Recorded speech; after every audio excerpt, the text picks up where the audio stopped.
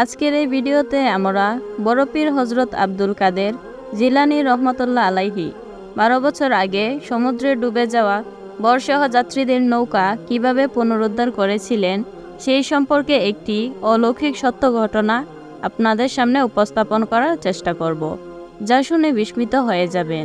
তাই ভিডিওটি একবারে শেষ পর্যন্ত দেখবেন। একদিন বড় পীর আব্দুল কাদের জিলানী রহমতুল্লাহ আলাইহি বেড়াতে বেড়াতে এক নদীর কিনারায় এসে পৌঁছলেন। সেখানে তিনি দেখলেন গ্রামের মহিলারা পানির জন্য এবং প্রয়োজনীয় ধোয়া মোছার জন্য নদীর ঘাটে সমবেত হয়েছে। তাদের কেউ কলসিতে পানি ভর্তি করছে, কেউ ভরা কলসি নিয়ে বাড়ির দিকে চলছে, কেহ বা নদীর শোভা দেখে মুগ্ধ হয়ে রয়েছে।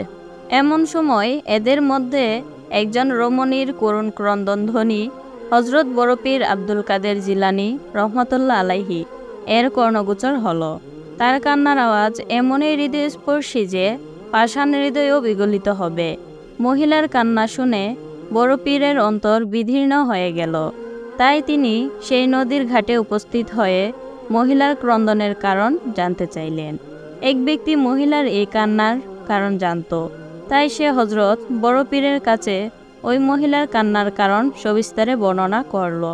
লোকটি বলল, হুজুর, এই হতভাগ্য মহিলার পুত্রসুখ হযরত ইয়াকুব আলাইহিস সালাম অপেক্ষা অধিক হৃদয় বিদারক। এই রমণীর একটি মাত্র ছেলে ছিল। সেই ছেলেটির বিবাহের বয়স হলে তাকে বিবাহ দিয়ে একটি সুন্দর বধূ বরে আনার জন্য তার মা ব্যাকুল হয়ে পড়েছিল। কিছুদিন পর নদীর অপর পারে একটি সুন্দর কন্যার সাথে বিয়ে ঠিক হলো। ফলে নির্দিষ্ট দিনে ঘরে বউটি আনার জন্য বরযাত্রা দল বরকে নিয়ে নৌকা করে নদীর অপর প্রান্তে গিয়েছিল। পরদিন খুব আমোদ প্রমোদের সাথে মহাসমারোহে তারা বধূ নিয়ে বাড়ি রওনা হলো এবং নদী পাড়ি দিল। মৃদুমন্দ বাতাসে মাঝিরা পাল তুলে মনের আনন্দে সারি গান আরম্ভ শুরু করলো। নৌকা তীরবেশে গন্তব্যস্থলের দিকে ছুটে চলল। মাঝ নদীতে আসার পর আকাশে এক টুকরা কালো মেঘ দেখা দিল। দেখতে দেখতে সমস্ত আকাশ মেঘে ঢেকে ফেলল। নৌকার যাত্রীগণ সকলেই ভয়ে আতঙ্কগ্রস্ত হল। মাঝিগণ নৌকার পাল নামিয়ে নিরাপদ আশ্রয়ের পথ খুঁজল, কিন্তু নদীতে নিরাপদ আশ্রয়স্থান কোথায়? ফলে অগত্যা শক্তভাবে হাল ধরে রাখল। চোখের পলকে শু শু শব্দে দমকা বাতাস এসে নৌকাটিকে কাত করে ফেলবার উপক্রম করল। নৌকার যাত্রী ও মাঝিরা আল্লাহু আল্লাহু রবে হইচই আরম্ভ করে দিল। নৌকা অতি কষ্টে কূলের প্রায় নিকটে এসে পৌঁছেছিল। এমনই সময় ভীষণ বেগে প্রচণ্ড তুফান এসে তা যাত্রী ও মাঝিমাল্লা সহ উল্টে ফেলল। মুহূর্তের মধ্যেই বরযাত্রী ও মাঝিগণ সহ নৌকাখানা নদীতে তলিয়ে গেল। বরযাত্রীদের এই শোচনীয় বিপদে গ্রামের মধ্যে শোকযাত্রা পড়ে গেল। যাত্রী বা মাঝিরা কেউই এই বিপদ থেকে রক্ষা পেল না। সকলেই সলিল সমাধি লাভ করল। দিনের পর দিন চলে গেল, মাস গেল, বছরও অতিক্রম করল। নদীতে নিমজ্জিতদের আত্মীয় স্বজন ধীরে ধীরে তাদের কথা ভুলে গেল। কিন্তু একমাত্র এই বৃদ্ধা তার একমাত্র পুত্র ও বধূর কথা আজও ভুলেনি। নদীর তীরে নদীর দিকে চেয়ে সে এভাবে কান্না জুড়ে দেয়। বৃদ্ধার এই মর্মান্তিক সুখের কাহিনী শুনে বড় পীর রহমতুল্লাহ আলাইহি এর অন্তরে বেদনা তোলপাড় করে উঠল। তিনি এই ব্যথা কোনো মতে সহ্য করতে না পেরে লোকদেরকে বললেন, তোমরা এই মহিলাকে সান্ত্বনা দাও, তার কোলে সন্তান কোলে ফিরে আসবেন। উপস্থিত জনতা তাকে সান্ত্বনা দিতে লাগলো, কিন্তু কোনো অবস্থায় মহিলার বিলাপ ও অশ্রুর বিরতি হলো না। তার কান্নার মাত্রা যেন আরও বহুগুণে বেড়ে গেল। এই সান্ত্বনার বাণী তার নিকট হাস্যাস্পদ বলে মনে হলো। তখন বড় পীর নিজেই তাকে বললেন, মা, তুমি কেঁদো না, আমি ইনশাআল্লাহ তোমার পুত্র ও তার সঙ্গী সাথীদেরকে ফিরিয়ে আনার চেষ্টা করছি।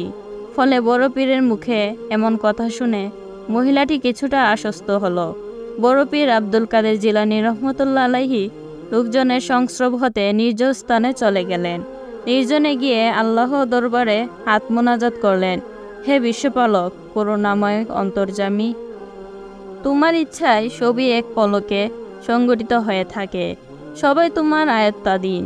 তুমি এই মহিলার মনের যাতনা সবই জানো। অধমের মোনাজাত কবুল করে তার পুত্র ও পুত্রবধূকে দলবলসহ পূর্বাবস্থায় ফিরিয়ে দাও। দীর্ঘ সময় পর দৈববাণী আসলো, হে প্রিয় বান্দা, 12 বৎসর পূর্বে জলমগ্ন হয়ে মৃত্যুবরণকারীদেরকে এই দীর্ঘকাল পর কিভাবে পূর্বাবস্থায় ফিরিয়ে দেওয়া যেতে পারে? মাহবুবে সুবহানী দৈববাণীর উত্তরে বললেন, হে দয়াময় খুদা, তুমি তোমার পবিত্র কালামে ঘোষণা করেছ, হয়ে যাও। বলার সাথে সাথে হয়ে যায়। তোমার পক্ষে 12 বৎসর পূর্বে মৃত্যুবরণকারীদেরকে জীবিত করা এমন কি কঠিন কাজ? পুনরায় দৈববাণী আসলো, হে কুতুবে রাব্বানী, যাদের শরীর হাড় মাংস বহুদিন পূর্বে জলজন্ত হাঙ্গর কুমির খেয়ে ফেলেছে, তাদেরকে কিভাবে জীবিত করা যায়? উত্তরে বড় পীর বললেন, হে বিশ্বপালক, এটা তুমি কি শোনাচ্ছ? কিয়ামতের দিন তুমি কি প্রকারের সমুদয় সৃষ্ট জীবকে সৃষ্টি করে তোমার সম্মুখে উপস্থিত করবে? জিন ও মানুষকে পুনর্জীবিত করে হিসাবের জন্য কিভাবে তোমার সম্মুখে হাজির করবে? মাহবুবে সুবহানীর এ কথার পর পুনরায় দৈববাণী আসলো, হে প্রিয় বান্দা আব্দুল কাদের জিলানী, চিন্তিত হও না, চেয়ে দেখো, তোমার প্রভু সকল কিছুই করতে পারেন। চক্ষু খুলে বড় পীর রহমতুল্লাহ আলাইহি সাহেব দেখলেন, নদীর ঘাটে একখানা পরিপাটি পানসী নৌকা, তার ভিতরে বর বধূ এবং হাস্যকৌতুক রথ। তারা সকলেই ধীরে ধীরে কূলে অবতরণ করছে। 12 বছর পূর্বে যেই অবস্থায় এবং যেই পোশাকে ছিল, ঠিক সেই অবস্থায় সকলে তীরে এসে দাঁড়ালো। আল্লাহর অপার কুদরতের খেলা দেখে গ্রামবাসী নদীর তীরে এসে জড়ো হলো। যারা পূর্ব হতে নদীর ঘাটে ছিল, তার এই অলৌকিক কেরামত দেখে নিস্তব্ধভাবে দাঁড়িয়ে রইল। পুত্র ও পুত্রবধূকে অলৌকিকভাবে পেয়ে মহিলা আনন্দে আত্মহারা হয়ে বড় পীর রহমতুল্লাহ আলাইহি সাহেবের প্রতি শ্রদ্ধা জানিয়ে বলল, হুজুর, আপনার দোয়ায় 12 বৎসর পর আমার পুত্র ও পুত্রবধূকে পেয়েছি। আল্লাহ আপনার মঙ্গল করুন। বড় পীর রহমতুল্লাহ আলাইহি সাহেব মহিলার উত্তরে তাকে দোয়া করে বিদায় হলেন। প্রিয় দর্শক, কেমন লাগলো আমাদের আজকের এই ঘটনাটি? কমেন্ট করে আমাদের অবশ্যই জানাবেন। আজ তাহলে এই পর্যন্তই। আপনারা ভালো থাকবেন, সুস্থ থাকবেন। ধন্যবাদ সবাইকে।